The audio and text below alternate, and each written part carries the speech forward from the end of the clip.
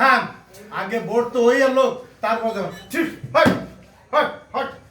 না এই তো ভোট না আসতেছে, আমি কিন্তু ভোট দেবই দেবো।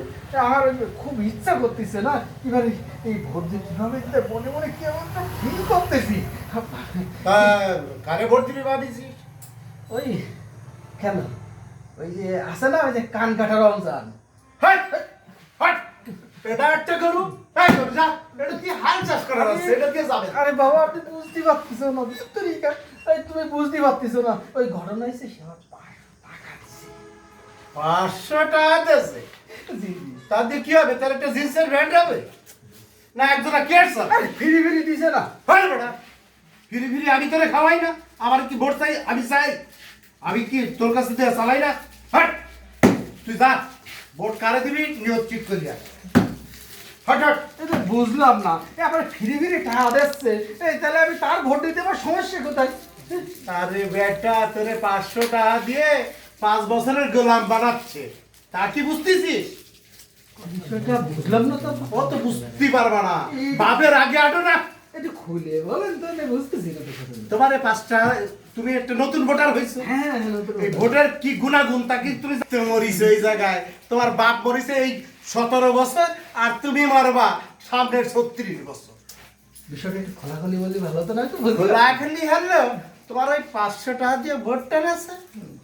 5 বছরে তোমার জন্য সরকার থেকে যা যা বরাদ্দ আসবে তার কিছু দেবে না, আর সব ও বাড়ি নিয়ে উঠবে।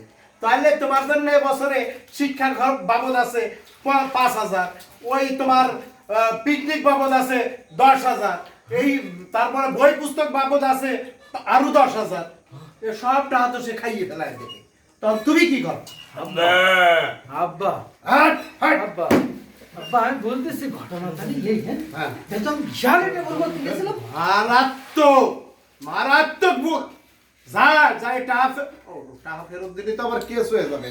টাকা ফেরত দেওয়া লাগবে না, খাইয়ে এই নতুন যারা কোনো সময় ক্ষমতায় যায়নি তাকে একটা ভোট দিয়ে। ও তাহলে বুঝেছি, ওই যে মোল্লা আছে না আমিনুল ভাই, হ্যাঁ, ওই ওই উনি দাঁড়াইছে। আমি তো চিন্তা করতাম নরম সরম মানুষ কি না কি করবে না, তাহলে ভোটটা তো ওই সৎ মানুষ যেহেতু পাশে তো নামাজ পড়ে, ওই জায়গায় দেওয়া উচিত নাকি? খালি সৎ মানুষ পাঁচক তো নামাজ না, সে আমানতদার, সে তোমার জিনিস তোমারে বুঝাই দেবে। তাহলে কারে ভোট দেবা?